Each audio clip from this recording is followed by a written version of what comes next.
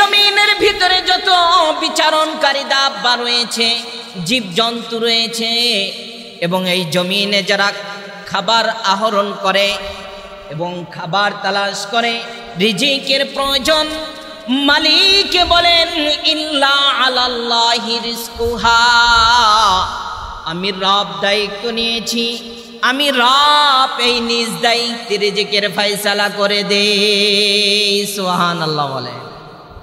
রবে বললেন আমি দায়িত্ব নিয়েছি। এরপরে একটু পরিষ্কার করে আরো একটু আয়াতের মধ্যে বলেন ওয়ায়ালামু মুস্তাকাররাহা, তারা কোথায় বসবাস করবে, কই থাকবে, স্থান কোথায় হবে তাদের মালিক নির্ধারণ করে দিয়েছে। আরো একটু বলেন অমুস্তাউদাহা, অস্থায়ী এবং স্থায়ী ঠিকানার দায়িত্ব আমি নিয়েছি। তোমার যতদিন হায়াত রয়েছে কিভাবে কোথায় কোন সময় রিজিকের ফয়সালা হবে, কোন চার দোকানে বসে এক কাপ চা খাওয়া হবে, কোন নৌকার ভিতরে ভ্রমণ করতে গিয়ে না খেয়ে থাকতে হবে, কোন জাহাজের ভিতরে তোমার খেজুরের ব্যবস্থা হবে, এসব কিছু। এবং জবান যখন বন্ধ হয়ে যাবে, রিজিক বন্ধ হয়ে যাবে, হায়াত শেষ হয়ে যাবে, কোথায় তোমার স্থান হবে, কবরটা কোথায় হবে, তোমার হাসরটা কোথায় হবে, এই জায়গাও আমি রব তুমি পৃথিবীতে যাওয়ার আগে রূহের জগতে আমি লিপিবদ্ধ করেছি। সুবহানাল্লাহ বলেন। যেই জিনিস রূহের জগতে নির্ধারণ করা হলো, এই জিনিস দুনিয়াতে মারামারি, এই জিনিসটা নিয়েই মারামারি। আরেকটু পরিষ্কার করে মালিকে ঘোষণা করেছেন কিতাবিম মুবিন, আমি এটা লিপিবদ্ধ করে রেখেছি। প্রশ্ন থাকতে পারে আল্লাহ মনে হয় জবানে বলেছেন, না, আমি আমার তখতে সেই মাহফুজ পবিত্র কোরআন তখতে মাহফুজের মধ্যে আমি লিপিবদ্ধ করেছি। চিন্তা পেরেশানির কোনো কারণ নাই। পবিত্র কোরআনের আয়াতের তর্জমা শুনেছি, ব্যাখ্যা হবে ইনশাআল্লাহ। নবীজি কি বলেন আমরা একটু শুনি। আল্লাহর হাবিব পরিষ্কার জবানে বলেছেন ইন্নার রিজকা, ইন্নার রিজকা, অবশ্যই নিশ্চয়ই রিজিক। আমরা তো এমনিই বুঝি বাংলা শব্দ রিজিক, রিজিক বলি কি না বলে, কোরআনের আয়াত এটা ইন্নার রিজকা, অবশ্যই এই রিজিক, যার উপরে কোনো সন্দেহ করার অবকাশ নাই। আরবি জবান ইন্না শব্দ ব্যবহার করেছে, অবশ্যই অবশ্যই রিজিক। এই রিজিকটা মালিকে বলেছেন লিয়াতলুবুল আবদা, রিজিক মানুষকে তালাশ করে। সুবহানাল্লাহ বলেন। একটু প্রশ্নটা ব্যতিক্রম কিনা হাদিস থেকে। আল্লাহ বলেছেন আমি রিজিকের ফয়সালা করেছি, আর নবীজি বললেন রিজিকটাই মানুষকে তালাশ করে। আর আসলে বাস্তবে দেখা যায় আমরা রিজিক তালাশ করি, ঠিক কিনা বলেন? রিজিক কে তালাশ করে? আমরা করি। কিন্তু আল্লাহ বলেছেন, নবী বলেছেন রিজিকের ফয়সালা আমি করেছি। হাবিব বলেছেন রিজিকটাই তোমাকে তালাশ করে, আমি না, রিজিকই আমাকে তালাশ করে। আসুন আরেকটু নিচে যাই। পবিত্র কোরআনে আল্লাহ রাব্বুল আলামিন বলেন ওয়া আন লাইসা লিল ইনসান ইল্লা মা সাআ। মানুষ চেষ্টা করে, মানুষ কি করে? চেষ্টা করে। আর পৌঁছিয়ে দেওয়ার দায়িত্ব রিজিক এটা আল্লাহ রাব্বুল আলামিন নিয়েছেন। বলেন সুবহানাল্লাহ। তাহলে হাদিসের সাথে কোনো সংঘর্ষ নাই।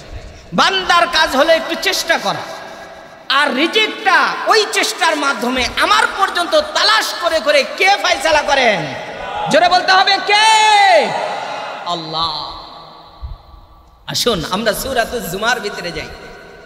আল্লাহ রাব্বুল আলামিন বলেছেন ফাইদা কুদিয়াতিস সালাহ, যখন নামাজ শেষ হয়ে যায় তোমার, যেই নামাজ হোক, তাফসিরে বলেছেন এখানে সালাত দ্বারা জুমা উদ্দেশ্য, আবারও এক তাফসিরে বলেছেন ইবাদত উদ্দেশ্য, ইবাদত উদ্দেশ্য। এখন যে ইবাদত হোক না কেন, মায়ের খেদমত করেছেন আপনি, নামাজ পড়েছেন, যত ভালো কাজ আছে, সালাত আছে, সব সালাতের পর রব্বুল আলামিন বলেন ফান্তাশিরু ফিল আরদ, জমিনের মধ্যে তুমি ঝাঁপাইয়া পড়ো, জমিনের মধ্যে ঝাঁপাইয়া পড়ো। আমরা এক আয়াতের তরজমা শুনেছি তুমি চেষ্টা করো, আর এক আয়াতে পেলাম তুমি জমিনে ঝাঁপাইয়া পড়ো। ঝাঁপানোর তাফসীর করেছেন আল্লামা শফি রাহমাতুল্লাহি আলাই। তোমার যে কর্ম রয়েছে হালাল পন্থায়, এই কর্মের ভিতরে তুমি বিচারণ করো। এখন আপনি ডিপার্টমেন্টের কাজ করেন, আপনার সৈনিকের কাজ দায়িত্ব, এখন সরকারের সেই নিয়ম শৃঙ্খলা অনুযায়ী আপনি আপনার বন্দুকটা ঘাড়ে নিয়ে ডিউটিতে চলে যান, ঠিক কিনা বলেন? এখন আপনি কৃষি কাজ করেন, সকালবেলা উঠে হাল চাষে চলে যান। আপনি গার্মেন্টস করেন, সকালবেলা উঠে আপনি অফিসে চলে যান। এইভাবে আপনার পৃথিবীর জমিনে যত রিজিকের জায়গা খাত রয়েছে, সমস্ত খাত আপনার সামর্থ্য অনুযায়ী যে যেখানে ছেটেল সেই জায়গায় আপনি নামাজের পর ঝাঁপায়া পড়েন। তাহলে বসে থাকার কথা বলা হয়েছে? কথা বলুন। যে আল্লাহ রিজিক দিবে, এখন আমি এখানেই বসে থাকবো, আল্লাহ রিজিক দিবে, আমি শুধু ইবাদতেই মগ্ন থাকবো, এমন বলা হয়েছে না। ইবাদত আবাদত দুইটাই করতে বলা হয়েছে হাদিসে। দুইটা শব্দই এখানে ব্যবহার করা হলো। আরো সেই স্পষ্ট ভাষায় বিভিন্ন ইঙ্গিতে সূরাতুল তালাকের ভিতরে 2 এবং 3 নম্বর আয়াতে আল্লাহ বলেছেন, সূরাতুল জারিয়ার ভিতরে বলেছেন, আল্লাহ রাব্বুল আলামিন সূরাতুল বাকারার ভিতরে 276 নম্বর আয়াতে বলেছেন, সূরাতুন নাহলের ভিতরে 117 নম্বর আয়াতে বলেছেন, রিজিকের দায়িত্ব নিয়েছি আমি রব। বলেন সুবহানাল্লাহ। অসংখ্য আয়াতের ইঙ্গিতে বলেছেন এইভাবে রিজিকের জন্য। আসুন আমরা এই রিজিক নিয়ে আজকে তাফসীর শুনবো, যে রিজিক বিষয়টা কি হুজুর। আগে আমাদের রিজিক শব্দটা জানা দরকার। 1 নম্বরে হলো রিজিক শব্দটি হলো আরবি। রিজিক শব্দ কি? একটু কথা বলুন আমার সাথে। রিজিক শব্দটা কি? আরবি শব্দ। আল্লাহ রাব্বুল আলামিনের গুণবাচক 99 নামের একটি নাম হলো রাজ্জাক। কি নাম? রাজ্জাক। ইয়া রাজ্জাকু, এর মানে আল্লাহ রিজিক দাতা। আল্লাহ কি? রিজিক দাতা। আল্লাহর নামের ভিতরে রাজ্জাক রয়েছে। আল্লাহ রাব্বুল আলামিন পবিত্র কোরআনে বলেছেন, আল্লাহু লাতীফুন বিইবাদিহি ইয়ারযুকু মান ইয়াশাউ ওয়া হুয়াল কাবিয়্যুল আজিজ। আমি তোমাদের উত্তম রিজিককারী, উত্তম রিজিকের ফয়সালাকারী, আমি অনেক মেহেরবান দয়ালু, তোমাদের রিজিকের ফয়সালা আমি রবি করব। বলেন সুবহানাল্লাহ। সব আয়াতের তরজমা করা সম্ভব না, শুধু এইটুকু মনে রাখতে হবে, আল্লাহর নামের মধ্যেই রয়েছে রাজ্জাক। আল্লাহর নামের মধ্যেই রাজ্জাক রয়েছে। এর মানে এটা না যে আমাদের অনেকের নাম আছে আব্দুর রাজ্জাক, ওই রাজ্জাক না। এটা আমরা নামের গুণ রেখে মানুষের নাম রাখি আব্দুর রাজ্জাক, কিন্তু রাজ্জাক শব্দের অর্থ হলো রিজিক দাতা, উত্তম রিজিক দাতা। রিজিক আল্লাহ রাব্বুল আলামিন দেন। 4টি তরিকায় রিজিকের স্তরকে ভাগ করা হয়েছে। রিজিক হলো 4টি পদ্ধতিতে আল্লাহ রাব্বুল আলামিন দিয়েছেন। রিজিকের দায়িত্ব দিয়েছেন মিকাইল আলাইহিস সালাতু ওয়াস সালামকে। বলেন সুবহানাল্লাহ। জিবরাইল আলাইহিস সালাতু ওয়াস সালামকে আল্লাহ দায়িত্ব দিয়েছেন রহমতের কিছু জিনিস নিয়ে আসবে পৃথিবীর জমিনে, নবীদের ওহী প্রেরণ করবে, ওহী নিয়ে আসবে। এর মানে যত উত্তম কাজ রয়েছে, নবী ওলি গাউস কুতুব আমলের, এসব কিছুর দায়িত্ব কার? জিবরাইল আলাইহিস সালাতু ওয়াস সালামের। আজরাইলকে দিয়েছেন রূহটা বের করার জন্য, ঠিক কিনা বলেন? ইসরাফিলকে দিয়েছেন 1 ফুৎকারে পৃথিবী শেষ, আর 1 ফুৎকারে আবার হয়ে যাবে যা কিয়ামত। এটা নিয়ে আমাদের আগামী জুমাতে আলোচনা আসবে ইনশাআল্লাহ। তাহলে মিকাইল আলাইহিস সালাতু ওয়াস সালাম, মিকাইলকে দিয়েছেন বৃষ্টির দায়িত্ব। কিসের দায়িত্ব? বৃষ্টির দায়িত্ব, রিজিকের দায়িত্ব, যে তুমি এই রিজিক বন্টন করে দেবে মানুষের মাঝে। পশু পাখি, হিংস্র প্রাণী, যার যেখানে রিজিকের প্রয়োজন, যখন প্রয়োজন, যতদিন প্রয়োজন, এই সম্পূর্ণ দায়িত্ব তোমাকে দেওয়া হলো। বলেন সুবহানাল্লাহ। তাহলে 4 নম্বরে ছিল আমাদের, 3 নম্বরে রিজিক, 4 নম্বরে ছিল বৃষ্টি কখন কোথায় হবে। 3 এবং 4 নম্বরের আলোচনা, যে দায়িত্ব এবং তথ্য মালিকের কাছে, এটা নিয়ে আমরা আলোচনা করব। মিকাইল আলাইহিস সালাতু ওয়াস সালামকে দায়িত্ব দেওয়া হলো, যার যেখানে রিজিক প্রয়োজন তুমি সঠিকভাবে পৌঁছিয়ে দাও। এখন রিজিক বলতে আমরা কি বুঝি? আমরা বুঝি সাধারণত আমাদের ক্ষুদ্র জ্ঞানে টাকা ইনকাম করা আর খাবার খাওয়া, ঠিক কি না বলেন? কথা বলুন আমার সাথে। টাকা, ধন দৌলত আর হলো আমাদের খাবার, এটাই রিজিক। এটা আমরা বুঝি। তাফসীরে বলেছে এইটার নামই রিজিক নয়, এইটার মধ্যে রিজিক সমাপ্ত নয়।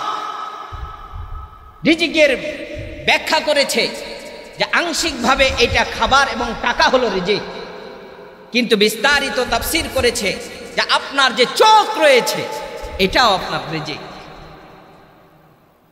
আপনার যে এখানে কিডনি রয়েছে এটাও আপনার রিজিক, আপনার শরীরের যত অঙ্গ পতঙ্গ সব কিছুই আপনার রিজিক। কারণটা হলো আজকে যদি আপনার চোখটা নষ্ট হয়ে যায়, এর জন্য লক্ষ লক্ষ টাকা ইনকাম করতে হবে, ঠিক কিনা বলেন? তাহলে এইটার জন্য এই টাকা প্রয়োজন, তখন তো টাকার ভিতরে ঢুকে গেল। আর চোখ যদি ঠিক থাকে, 1 লাখ টাকা ইনকাম করার পর টাকাটা আপনার গচ্ছিত থাকবে। আপনার চোখ নষ্ট, আপনি প্রত্যেক দিন 1000 টাকা ইনকাম করেন, আপনার ওষুধ লাগে এখন চোখে 2000 টাকার। এখন আপনার রিজিকটা বরকত হয়েছে না বরকত ছাড়া হয়েছে? বরকত নাই আপনার রিজিক। আপনি অনেক টাকা ইনকাম করেছেন, কিন্তু এমন রোগ হয়েছে আপনার 1 মাসের ভিতরে বাড়ি ভিটা জমি টাকা পয়সা ব্যাংক ব্যালেন্স যা আছে সব কিছু নিঃস্ব, ঠিক কিনা বলেন? তাহলে এটা কোন রিজিক? ঠিক ওইটাও রিজিক, কিন্তু ওই রিজিকের মধ্যে বরকত ছিল না। ওই রিজিকে কি ছিল না? বরকত ছিল না। 1 টাকা ইনকাম করেছেন, 1 টাকা দিয়ে বাজারে গিয়ে, বুখারীর হাসিয়ার ভিতরে লিখেছে যে আপনি একটা মাছ ক্রয় করেছেন, সেই ক্রয়ের ভিতরে একটা মুক্তা বের হয়েছে। 1 টাকা দিয়ে আপনি মাছ ক্রয় করেছেন, 1 দিরহাম দিয়ে, তার ভিতরে 5 কোটি টাকার একটা স্বর্ণ বের হয়েছে। সুবহানাল্লাহ বলেন। এটা হলো রিজিকের বরকত। এটা কি? রিজিকের বরকত। লক্ষ কোটি কোটি টাকা ইনকাম করেও সুখ নাই, শান্তি নাই। জিজ্ঞাসা করবেন, ভাই এত 5 তলা বিল্ডিং এর মালিক, তা আপনার মনটা খারাপ কেন? কয় 5 তলা বিল্ডিং এ তো আমাকে শান্তি দিতে পারে না, ঠিক কিনা বলেন? তাহলে আপনার 5 তলা বিল্ডিং করতে আপনার এক্সাম, আপনার 5 কোটি টাকা খরচা হয়েছে। 5 কোটি টাকার মালিক, আর 5 কোটি টাকার থাকা সত্ত্বেও আপনি ভাড়া পান প্রত্যেক দিন, এরপর মনটা ভালো নাই, এর মানে আপনার রিজিকের মধ্যে বরকত নাই। রিজিকে বরকত থাকতে হবে। এজন্য 4টি শাখা বলবো। 1 নাম্বার হলো সর্বনিম্ন রিজিক, সর্বনিম্ন স্তরের রিজিক। নাম্বার 2 সর্বোচ্চ স্তরের রিজিক। নাম্বার 3 উত্তম রিজিক। নাম্বার 4 পূর্ণ রিজিক। এই 4টি স্তরে তাফসীরের মধ্যে বলেছে রিজিকের শ্রেণী বিন্যাস করেছে। 1 নম্বরে যে আমরা বলি রিজিকের সর্বনিম্ন যেটা রিজিক বলা হয়, সেই সর্বনিম্ন রিজিকটাকে আমরা সর্বোচ্চে পৌঁছিয়ে দিয়েছি। তা হলো টাকা পয়সার ধন দৌলত। এই রিজিকটাকেই আমরা সবচেয়ে বড় রিজিক মনে করি, কিন্তু না, তাফসীরে বলেছে এটাই হলো সর্বনিম্ন রিজিক। স্তরের ভিতরে 4 নম্বর সিরিয়ালে হলো এই রিজিক। 2 নম্বরে বলেছেন সর্বোচ্চ রিজিক। সর্বোচ্চ রিজিক হলো আপনার স্ত্রী এবং সন্তান সৎ হওয়া। স্ত্রী এবং সন্তান সৎ হওয়া। স্ত্রী যদি ভালো না হয়, বিশ্বাস করেন আপনি সারাদিন যেখানে যে কর্ম করে লক্ষ লক্ষ টাকা নিয়ে আসছেন, এই টাকার কোনো বরকত পাবেন না। টাকার ভিতরে পোকা ধরবে, পোকা। যে হুজুর টাকায় আবার পোকা ধরে, মানুষ পোকা ধরবে টাকা।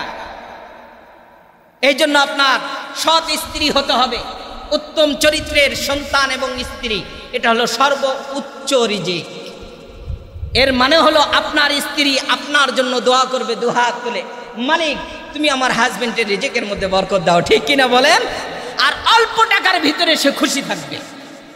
এই জন্য আপনার সংসার একের পর এক তালার উপরে তালা উঠে যাবে, মানুষ কল্পনাও করতে পারবে না। দোয়া হলো কার? স্ত্রী এবং সন্তানের। সন্তান যখন পৃথিবীর জমিনে আসবে, আল্লাহ বলেছেন এই সন্তানের রিজিকের ফয়সালাটাও আমি রব নিয়ে নিলাম। বলেন সুবহানাল্লাহ। সন্তান আপনার ঘরে আসবে, আপনি আগে 1000 টাকা ইনকাম করতেন, 6000 টাকা ইনকাম করতেন, 2 জনে মিলে সংসার চালাইতেন। সন্তান যখন আসছে মায়ের গর্ভে, তখন থেকেই আপনার চিন্তা আসছে যে আল্লাহ, এখন তো আমি 6000-এ সংসার চালাইতে পারবো না, ঠিক কিনা বলেন? এই যে আপনার মনের ভিতরে ব্যথা, এই ব্যথা আল্লাহ রব্বুল আলামিন মুস্কি হাসি দিয়ে বলে, দেখো বান্দা, এখনো সন্তান পৃথিবীর জমিনে আসে নাই, এরপরেও চিন্তা করতেছে। নবীজি বলেন ওই সন্তান আসার আগে আল্লাহ রব্বুল আলামিন বলেন তার রিজিকের বাজেটটা তার নসিবে লিখে দাও। বলেন সুবহানাল্লাহ। এই জন্য যারা বিবাহ করে নাই, আমার যুবক ভাইদের যখন প্রশ্ন করা হয় 7000 টাকায় বেতনে কি আমি বিবাহ করতে পারি হুজুর, ঠিক কিনা বলেন? এর মানে এই যে রিজিকের ভয় তার ভিতরে ঢুকে গেল, যে 7000 টাকায় আমি নিজেই চলতে পারি না, আমার ফ্রি ফায়ার আর পাবজি খেলাইতে, ক্যাসিনো খেলাইতে টাকা শেষ, এখন বউ চালাবো কেমনে? এই যে একটা টেনশন, রাসূল সাল্লাল্লাহু আলাইহি ওয়াসাল্লাম বলেন, স্ত্রী তোমার রিজিকের ফয়সালা করবে। স্ত্রী যখন ঘরে আসবে, আল্লাহ রব্বুল আলামিন বলেছেন ওই সংসারের দায়িত্বটা আমি রব নিয়ে নিলাম। বলেন না সুবহানাল্লাহ। বাস্তবে দেখবেন অনেক মানুষ বিবাহ শাদী করার পর তার রিজিকের ফয়সালা হয়ে যায়, তার চাকরির ভিতরে পদমর্যাদা হয়, চাকরির ভিতরে স্যালারিটা বেশি হয়। এটা কে করেন? আল্লাহ করেন। বান্দার কাজ হলো ওয়া আনলাইসা লিল ইনসানি ইল্লা মা সাআ, শুধুমাত্র চেষ্টা করা। শুধুমাত্র কি করা? চেষ্টা করা। এরপরে হলো উত্তম রিজিক। উত্তম রিজিক, উত্তম রিজিকের জন্য আল্লাহ রাব্বুল আলামিন বলেন বান্দা যেন তার আত্মীয়তা বন্ধন ধরে রাখে। আত্মীয়তা বন্ধন, স্ত্রী হোক, মা বাবা হোক, যেই হোক, এই দোয়ার বরকতে তার রিজিকের ভিতরে শান্তি আসবে। স্ত্রীর সাথে ভালো আচরণ, মা বাবার সাথে ভালো আচরণ, বসের সাথে ভালো আচরণ। বস খুশি হয়ে মাথায় হাত দিয়ে বলবে মাশাআল্লাহ, দায়িত্ব থেকেও বেশি ডিউটি পালন করো। ঠিক কিনা বলেন? এবং তোমার ডিউটির যে কাজগুলো অনেক ভালো লাগে, এই 500 টাকা তোমাকে গিফট দেওয়া হলো। বলেন না সুবহানাল্লাহ। আর যদি দায়িত্ব সঠিকভাবে না হয়, আচরণ যদি ভালো না হয়, যে সব কিছু কর্মঠ, এরপরেও স্যালারির সময় বলবে ছেলেটা বেয়াদব। ছেলেটা কি? বেয়াদব। হয় আপনার প্রাপ্য স্যালারি পাবেন, না হলে কম দেবে আপনাকে। আর পূর্ণ রিজিক বলা হয়, আল্লাহ রাব্বুল আলামিন বলেছেন যেই বান্দা আমার ইবাদত করে আমার সাথে সম্পর্ক পূর্ণ করেছে, আল্লাহ রাব্বুল আলামিন বলেন কম হোক বেশি হোক, এই রিজিকটা পাওয়ার পর মন থেকে সে বলে যে মালিকে আমাকে ভালো রেখেছে, আলহামদুলিল্লাহ। বলেন সুবহানাল্লাহ। এটা তৈয়ার করতে আমাদের অনেক সময় লাগবে। এটা ঈমানের সাথে সম্পর্ক, তাকওয়ার সাথে সম্পর্ক। ওই পর্যন্ত যাইতে আমাদের অনেক কষ্টের বিষয়। আমরা দোকান, গাছপালা ইত্যাদিকে আমাদের রিজিকের মাধ্যম মনে করি। আমরা রিজিক দেয় আমাদের দোকান, এই বিশ্বাস এখনো জমে নাই যে দোকানে রিজিক দিতে পারে না, রিজিক দেয় আল্লাহ, মাধ্যম করেছেন দোকান। বলেন সুবহানাল্লাহ। এই বিশ্বাস আসতে একটু সময় লাগবে। যাকে বলা হয় তাকওয়া। যাকে কি বলা হয়? তাকওয়া, আল্লাহওয়ালা। জুন্নুন মিসরি নামক একজন আল্লাহর ওলি ছিল। জুন্নুন মিসরি হঠাৎ করে গাছের নিচে, সেই যুগে জিকিরের নিয়ম কানুন ছিল, সাধনা ছিল, জঙ্গলের ভিতরে বসে আছে, জিকির করতেছে। হঠাৎ করে দেখে একটি কাক এক টুকরো রুটি নিয়ে আসছে, গাছের উপরে বসে আছে। বসে থাকার পর কাকটি রুটি নিচে ছেড়ে দিল। ছেড়ে দেওয়ার পর জুন্নুন মিসরি চিন্তা করলেন, কাক সে সব সময় নিজের রিজিক নিয়ে পেরেশানিতে থাকে। একটি পাখি সকালবেলা বের হয় খালি পেটে, আর সারাদিন বিচরণ করে, রাত্রে আসে ভরা পেটে। বলেন সুবহানাল্লাহ। এটা হলো পাখির স্বভাব। সেই কাক নিজের মুখের রুটি নিচে ফেলে দিল। কারণটা কি? জুন্নুন মিসরি তামাশা দেখলেন। একটু পর আবারও কাকটি উড়ে চলে গেল। চলে যাওয়ার পর কোনো এক জায়গা থেকে যে কোনো সিস্টেমে একটু পানি পলির ভিতরে হোক, যেমন হোক, নিয়ে আসছে। আসার পর আবার ওই গাছের উপরে দাঁড়িয়ে ঠিক ওইভাবে ছেড়ে দিল। জুন্নুন মিসরির সন্দেহ লাগতেছে। কারণটা কি? জুন্নুন মিসরি এক পা দু পা করে গাছের নিকটে আসছেন। কি ঘটনা ঘটেছে দেখা লাগবে, ঘটনা দেখতে হবে। জুন্নুন মিসরি আল্লাহর ওলি বুজুর্গ, দেখেন গাছের নিচে একটি কূপ রয়েছে। এই কূপের ভিতরে আল্লাহর এক বান্দা, অন্ধ একটি ফকির, রাস্তার ধার দিয়ে যাওয়ার সময় ওই কূপের ভিতরে পড়ে গিয়েছে। ওই অন্ধ ব্যক্তি ওই কূপের তলদেশ থেকে চিন্তা ভাবনা করলো, সেই যুগে কূপের প্রথা ছিল, কুয়ার প্রথা ছিল। একটি কূপ, এই কূপে কোনো পানি ছিল না, পরিত্যক্ত কূপ। এই কূপের ভিতর থেকে ওই ফকির, অন্ধ ফকির চিন্তা করলো, আমি যদি এখান থেকে চিৎকার করি কোনো মানুষ শুনবে না, কোনো মানুষ জানবে না, কেউ আমাকে হেল্প করবে না। সুতরাং একজনই হেল্প করতে পারে। সে যদি যেখানেই থাকি না কেন একবার যদি ডাক দেই, ও আসমানের মালিক তুমি আমাকে সহযোগিতা করো। বলেন সুবহান। অন্ধ ফকির মালিককে বলল, মালিক কেউ তো দেখবে না, কেউ জানবে না, আমি তোমার বান্দা গোলাম, আমি এখানে কূপের ভিতরে পড়ে আছি, কেউ জানে না, আমি অনাহারে আছি 3 দিন যাবত। মালিক গো, তোমার নাম হলো রাজ্জাক, তোমার নাম যদি রাজ্জাক হয়ে থাকে, তুমি রব আমার রিজিকের ফয়সালা করে দাও। সুবহানাল্লাহ বলেন। কার ভয় নিয়ে আসছে? আল্লাহর ভয়। আর চেয়েছে কার কাছে? যিনি দায়িত্ব নিয়েছে তার কাছে, যে আমি রিজিকের ফয়সালা করি। আল্লাহ রাব্বুল আলামিন ওই পাখিকে সিস্টেম করেছেন, যাও। আমার ওই অন্ধ ফকির আমাকে ডাক দিয়ে বলেছে, আমার রাজ্জাক নাম যদি সঠিক হয়ে থাকে, আমি রব তো ঘোষণা করেছি, ওমা মিন দাব্বাতিন ফিল আরদি ইল্লা আলাল্লাহি রিজকুহা। বান্দা, আমি রব দায়িত্ব নিয়েছি, আমি রব তোমার রিজিকের ফয়সালা করব। যেখানে যতদিন যে অবস্থায় তোমার হায়াত রয়েছে, একটি মাত্র কতরা পানি যদি তোমার রিজিকে থাকে, ওই পানিটাও আমার মিকাইল পৌঁছিয়ে দিবে। একটা ভাতের টুকরা যদি তোমার রিজিকে থাকে, ওইটাও পৌঁছিয়ে যাবে। মালিক বলেছেন, ঘোষণা করেছেন, ডাক দিয়েছে রাজ্জাক বলে। আল্লাহ বলেন তার রিজিকের ফয়সালা আমি করে দিলাম। বলেন সুবহানাল্লাহ। জুন্নুন মিসরি ওনাকে প্রশ্ন করার পর বললেন, এইভাবে পাখি আপনার রিজিকের ইয়ার টুকরা নিয়ে এসেছে, রুটির কারণটা কি? ইতিহাস জানার পর জুন্নুন মিসরি মালিকের দরবারে সিজদা করে বললেন, আল্লাহ, তোমার কুদরত বোঝা সহজ নয়, তোমার কুদরত বোঝা সহজ নয়।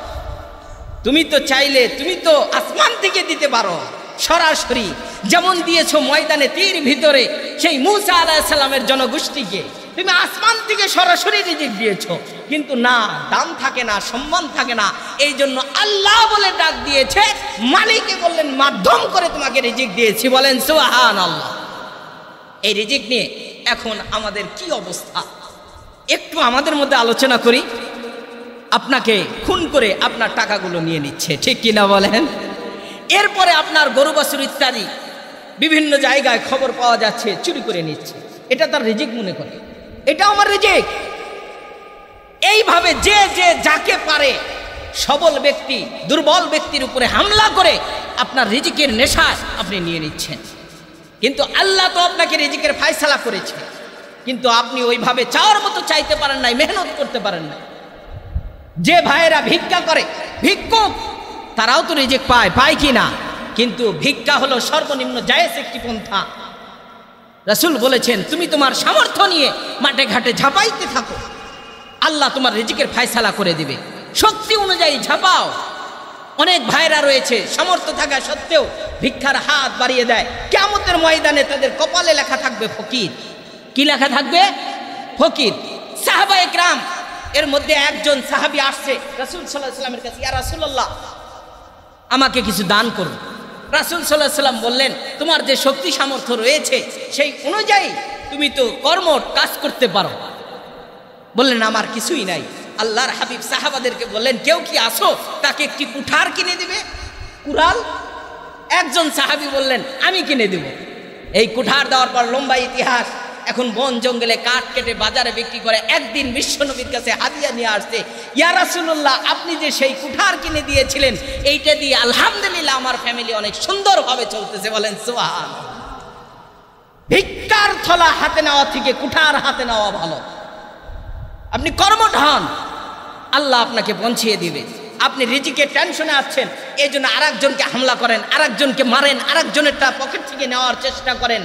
এই রিজিক যদি আপনার থাকে, যে কোনো মাধ্যমে চলে আসবে, যে কোনো মাধ্যমে চলে আসবে। একজন আল্লাহর ওলির ঘটনা বলে আর একটু আলোচনায় যাব। সে রাস্তা দিয়ে যাইতেছিল, বাগদাদ শহরের ঘটনা। যাওয়ার সময় দেখে গমের ভিতরে তার নাম লেখা আছে। এলাকার মুন্সি, ছোটখাটো ইমাম। উদাহরণস্বরূপ আমি রাস্তা দিয়ে যাইতেছিলাম, যাওয়ার পরে দেখি গমের ভিতরে আমার নাম, তাহলে সম্ভাবনা এটা আমারই, এটা কি আমার।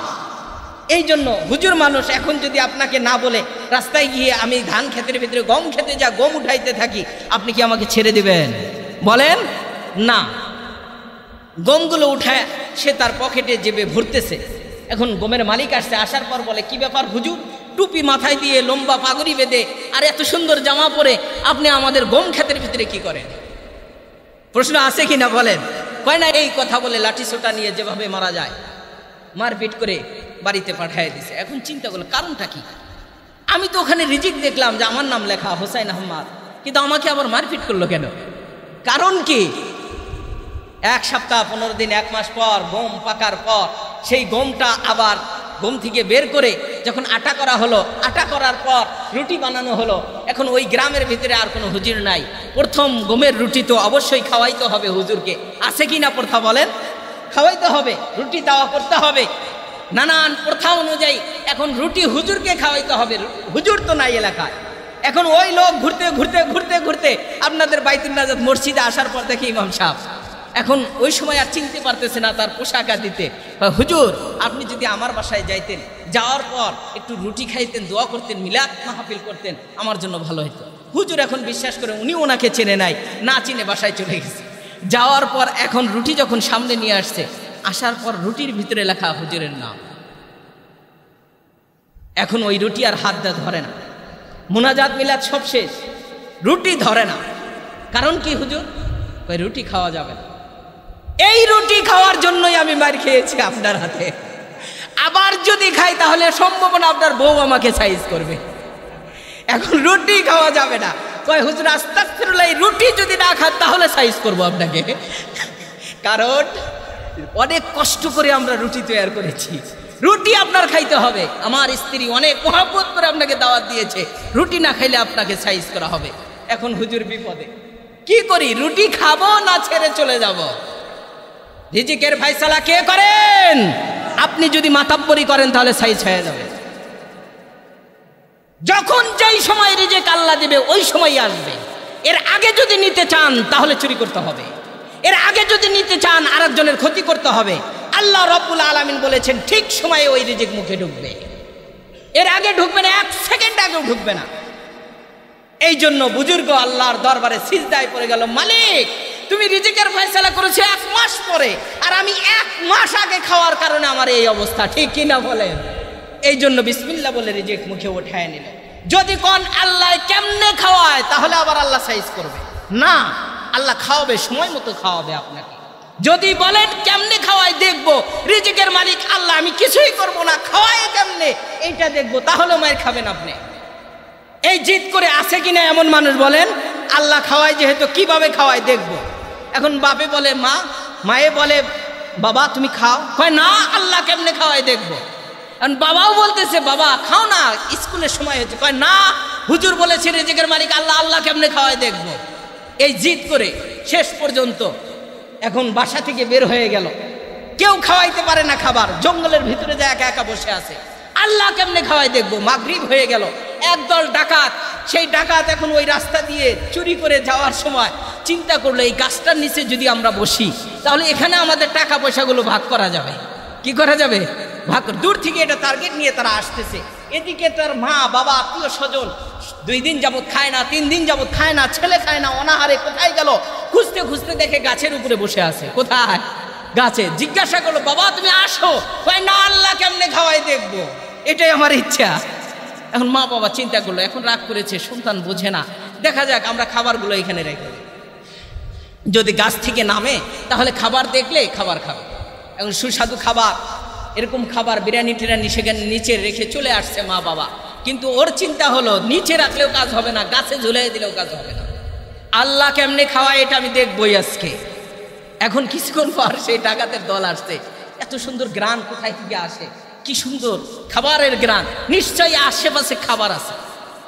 খুঁজতে খুঁজতে দেখে ওই গাছের নিচেই খাবার। কি ব্যাপার? কেউ হয়তো আমাদের জন্য একটা ফাঁদ পেতেছে যে আমাদেরকে ধরবে, এই টাকাগুলো নিবে, এই জন্য এখানে বিষ মাখানো খাবার এই গাছের নিচে রেখে দিল। নিশ্চয়ই এখানে কেউ চক্র পেতে, জাল পেতে বসে আছে। চতুর্দিকে লাইট টাইট মারার পর দেখে গাছের উপরে ওই আল্লাহর বান্দা সুন্দরভাবেও তাকায় দেখতেছে কি করে, আল্লাহ কেমনে খাওয়ায়। এখন এরাও দেখতেছে ওকে, ও আচ্ছা শিকারি তো পেয়েছি আমরা, ডাকাতি অনেক করেছি, আগে এটা ধরি। এখন গাছ থেকে নামানোর পর বুঝতেছেন তো কি অবস্থা, মারটা কেমন হতে পারে। মার দেওয়ার পর বলতেছে যে আল্লাহর কসম এই খাবার আমার মা রেখেছে, আমি খাই না, আল্লাহ কেমনে খাওয়ায় এটা দেখার জন্য। কয় এইটা বিশ্বাস করার সুযোগ নাই, তোমার এটা খাইতে হবে, বিষ আছে কিনা পরীক্ষা করব, তারপরে আমরা খাবো। তো খাবার খাই না, আল্লাহ কেমনে খাওয়া পরীক্ষা। এখন যখন পিছনে 2-4টা ভাব মতো বসাই দিছে, বসানোর পরে কয় আল্লাহ তুমি আমাকে খাওয়াইছো, কিন্তু পিছনে বসানোর পর ভাববো তো পিছনে দেওয়ার পর তুমি কেমনে খাওয়াও, এটা আমার পরীক্ষা হয়েছে। বিসমিল্লাহ বলে খাওয়ার পর ডাকাতের দলরা খেয়ে নিল। এখন বলতেছে আল্লাহ তোমার কুদরত এমনটা কঠিন, যদি তোমাকে পরীক্ষা করতে চাই তাহলে মার খেয়ে খেতে হয়, আর যদি তোমার পরীক্ষার আগে নিতে চাই তাহলেও মার খেতে হয়। ঠিক টাইমে তোমার রিজিক পৌঁছে যায়। বলেন সুবহানাল্লাহ। একটা তিমি মাছ, বৈজ্ঞানিক শাস্ত্রের বর্ণনা, এই তিমি মাছটি লম্বা হয় যদি তার প্রাপ্ত বয়স হয়, বয়স অনুপাতে তিমি মাছ লম্বা হয় 100 ফিট, আর একটা মানুষ লম্বা হয় মাত্র 5 ফিট 6 ফিট। এই 100 ফিট একটা তিমি মাছ। তিমি মাছের সাথে মানুষের একটি সম্পর্ক রয়েছে। মানুষ সরাসরি বাচ্চা দেয়, তিমি মাছও বাচ্চা দেয়। মানুষের সন্তানেরা দুধ পান করে, তিমি মাছের বাচ্চাগুলো দুধ পান করে। মানুষ শ্বাস নেওয়ার জন্য অক্সিজেন গ্রহণ করে। তিমি মাছ ভিডিওর মধ্যে দেখবেন যখন শ্বাসের প্রয়োজন হয়ে যায় সমুদ্রের তলদেশ থেকে উপরে চলে আসে এবং তার পিঠ দিয়ে একটা ছিদ্র রয়েছে, এই ছিদ্র দিয়ে সে শ্বাসটা গ্রহণ করে। অন্যান্য মাছের গলা থেকে শ্বাস গ্রহণ করা হয়, তিমি মাছ তার পিঠের ছিদ্র দিয়ে গ্রহণ করে। আল্লাহ রাব্বুল আলামিন বলেন এই একটা তিমি মাছ যখন বয়স হয়ে যায়, বয়স হলে তিমি মাছটা লম্বা হয় 100 ফিট। এই 100 ফিট তিমি মাছের খাবার 1 পোয়া চাউল হলেই হয়ে যায়। কথা বলেন, একটা চিংড়ি মাছে হয়ে যায় না। না না, মালিকে বলেছেন এক অক্তে এক ঘ্রাসে সর্বনিম্ন 4000 কেজি খাবার গ্রহণ করে। বলেন সুবহানাল্লাহ। কয় হাজার কেজি? জোরে বলতে হবে, কয় হাজার? 4000 কেজি। আর 4000 কেজি খাবার হলে আমাদের সম্ভাবনা কাহর 2 বছর চলে যাবে, ঠিক কিনা বলে? আরো বেশি যাইতে পারে। এই তিমি মাছ আল্লাহর কাছে দরখাস্ত করে, মালিক রিজিকের দায়িত্ব নিয়েছো তুমি, আমার খাবারের ব্যবস্থাটাও তুমি করে দাও। সুবহানাল্লাহ বলেন। 4000 কেজি অর্থাৎ 4 টন খাবার। এই 4 টন খাবার শুধু চিংড়ি মাছ তিমি মাছ ভোগ করে। সুবহানাল্লাহ বলেন। এটা কে করে? আল্লাহ। সমুদ্রের তলদেশে যদি কালো একটা পিপিলিকা থাকে, সেই পিপিলিকাটাও মালিকের কাছে দরখাস্ত করে রিজিক তুমি আমাকে দান করো। বলেন সুবহানাল্লাহ। তিমি মাছ এইভাবে খাবার গ্রহণ করে। সুলাইমান আলাইহিস সালাতু ওয়াস সালাম, বর্ণনা দুর্বল, সুলাইমান চিন্তা করলেন যে আমি একবার এক ওয়াক্ত সমুদ্রের মাছদেরকে একটু খাবার খাওয়াবো, কারণ জিন বাদশা দেব দানব সব কিছু আমার অধীনে চলে, আমি সব কিছুই পারবো। ইতিহাসে এসেছে বালুর চর ময়দানের ভিতরে সে শুধু খাবার রান্না করা শুরু করলো, শুধু রান্না করলো, স্তূপ করে রেখেছে 1 মাস। রাখার পর আল্লাহর কাছে সিজদা করে বলে, আল্লাহ তোমার নাম তো রাজ্জাক, আমাকে তুমি শক্তি দিয়েছো, আমি একজন বাদশা সুলাইমান, আকাশে বাতাসে উড়তে পারি, সবকিছু আমার অধীনে আছে, জিন পরি দেবদানব হীরাকাঞ্চন মানিমুক্তা সবকিছু আমার অধীনে রয়েছে। মালিক একটা দরখাস্ত করি যে একবেলা শুধু সমুদ্রের মাছদেরকে খাও। আল্লাহ রাব্বুল আলামিন মুস্কি হাসি দিয়ে বলেন যে তুমি পরীক্ষা করো আমাকে, এক বেলা এক ওয়াক্ত সম্ভব নয়, একটা ঘাস খাওয়ানোর উপযুক্ত বয়স আর উপযুক্ত শক্তি তোমার নাই। এরপরে অনুরোধ করে আল্লাহকে বললো, আল্লাহ শক্তি দাও না তুমি। আচ্ছা তোমাকে পরীক্ষার জন্য একটু শক্তি দিয়ে দিলাম। সব মাছ তৈরি করার, সব খাবার তৈরি করার পর আল্লাহর দরবারে সিজদা করে বললেন, মালিক তুমি তোমার সেই সমুদ্রের মৎস্যদেরকে একটু বের করে দাও। এখন একটা তিমি মাছ বের হয়েছে। কয়টা? কথা বলেন, কয়টা? একটা তিমি মাছ, যার লেজ আর মাথা কোনো গণনা করার সময় নেই। বর্ণনায় এসেছে যে এই সাগরের মাথায় হলো তার মাথা আর ওই সাগরের কিনারায় হলো তার লেজ। বলেন না সুবহানাল্লাহ। এই মাছটা শুধু বের হয়ে আসছে। আসার পর এখন যতগুলো খাবার তৈরি করেছে একটা থাবা দিয়ে খাবারগুলো নিয়ে চলে গেছে। সুবহানাল্লাহ বলেন। এখন সুলাইমান চিন্তায় পড়ে গেল, আল্লাহ তো বারবার বলেছে পারবো না, এরপরেও সঙ্গে সঙ্গে সিজদায় গিয়ে বলে, মালিক আমি অন্যায় করেছি, ভুল করেছি আমার সিদ্ধান্তের মধ্যে, তুমি আমাকে মাফ করে দাও। রিজিকের মালিক হলো তুমি, আসমানের মালিক রব। বলেন আল্লাহ। এই জন্য রিজিক কেউ দিতে পারবে না, রিজিক আপনিও নিতে পারবে না। এখন রিজিকের উত্তম পন্থা হলো, সব উত্তম রিজিক আল্লাহ রাব্বুল আলামিন বলেছে তুমি রিজিক এর তালাশের জন্য জিকির করো। কি করো? জিকির করো। আমি রব তোমার রিজিকের মধ্যে বরকত দিয়ে দেব, আমি রব তোমাকে রিজিক দান করব। আহমদ ইবনে হাম্বল রাহমাতুল্লাহি আলাইহি সে রিজিকের জন্য বয়ান করেছেন যে তুমি রিজিক তালাশ করার জন্য তোমার জবানে বলো আস্তাগফিরুল্লাহ, সুবহানাল্লাহ, লা ইলাহা ইল্লাল্লাহ, আল্লাহু আকবার। এর মানে আপনার তাসবিহাতের জিকির আপনি করেন। এই কথা শুনে একজন বয়ান শুনে গিয়ে সে এখন চুলার পরে যা রুটি বানাইতো, তন্নুর রুটি বানাইতো, রুটি বানাইতে বানাইতে একদিন দেখে যে রাত গভীর হচ্ছে, কিন্তু কোনো মানুষ আসে না, কোনো কাস্টমার আসে না আমার রুটি খাওয়ার জন্য। এখন রুটি যদি বিক্রি না করি তাহলে এই রুটির টাকা দিয়ে আমার মা বাবার খেদমত করি, আমার মা বাবার সন্তানের জন্য রিজিকের ফায়সালা হয়, রুটি বিক্রি না হলে আমি কিভাবে কি করব। এই জন্য মালিকের দরবারে সিজদা করে বললেন, আল্লাহ রিজিকের দায়িত্ব তো তুমিই নিয়েছো, আমার এই রুটিগুলো বেচা কেনার একটা ব্যবস্থা করে দাও। বলেন সুবহানাল্লাহ। প্রত্যেকটা রুটি দেয় আর বলে বিসমিল্লাহ। রুটি যখন হয়ে যায় বলে আলহামদুলিল্লাহ, আর মাঝখানের সময়ের ভিতরে পরে আস্তাগফিরুল্লাহ। কি পরে? আস্তাগফিরুল্লাহ। শুরুতে দেয় বিসমিল্লাহ, শেষে বলে আলহামদুলিল্লাহ, মাঝের সময়ের মধ্যে বলে আস্তাগফিরুল্লাহ। তিনটা জিকির জবানে চলে আর রুটি বানায়। রুটি বানাইতে বানাইতে গভীর রাত হয়ে গেল। আহমদ ইবনে হাম্বল কোনো এক প্রোগ্রাম থেকে আসতেছিল, আসার সময় এখন রুটির পাশেই দাঁড়িয়ে বিশ্রাম নিতেছিল। এই মুহূর্তের মধ্যে দেখে ওই ব্যক্তি শুধু জবানে বলে আস্তাগফিরুল্লাহ, আস্তাগফিরুল্লাহ, আস্তাগফিরুল্লাহ দেখতে থাকে শুধু। হঠাৎ করে আল্লাহ রাব্বুল আলামিন বলেন, আমার ওই গোলাম আমাকে ডাক দিয়েছে, ইয়া রাজ্জাক, মালিক তুমি রিজিকের ফয়সালা করো। আমি মালিক তো ফয়সালা করতেই হবে, কারণ রিজিকের দায়িত্ব তো আমি রব নিয়েছি, আমি রব লিপিবদ্ধ করেছি। সুতরাং তোমরা ফেরেশতারা চলে যাও, যাওয়ার পর আজকে রুটিগুলো ক্রয় করে নিয়ে আসো। সুবহানাল্লাহ বলেন। একদল পোশাক পরে সাদা পোশাকে ফেরেশতা চলে আসছে। আসার পর রুটিগুলো ক্রয় করে নিয়ে চলে গেল, দিনার দিরহাম দিয়ে গেল। দেওয়ার পর আলহামদুলিল্লাহ বলে সিজদায় চলে গেল। আহমদ ইবনে হাম্বল সেখানেই দাঁড়িয়ে গেল। দাঁড়িয়ে জিজ্ঞাসা করলো, ও তন্নুর বিক্রিওয়ালা, ও রুটি বিক্রিওয়ালা, তুমি আজকে সবগুলো রুটি বিক্রি করেছো অল্প সময়ের ভিতরে। আমি তোমাকে প্রশ্ন করতে চাই, এত অল্প সময়ে রুটি কিভাবে বিক্রি করেছো? সে বলল, আমি জানি না উস্তাদ, একটা জিনিস জানি, যখন রুটি বানানো শেষ হয়েছে আমি তখন আল্লাহর দরবারে একটা দাবি করেছি, আল্লাহ তুমি রাজ্জাক, আমার রুটি বিক্রেতার ব্যবস্থা করে দাও। আল্লাহ রাব্বুল আলামিন আমার দোয়া সম্পূর্ণ কবুল করেছেন।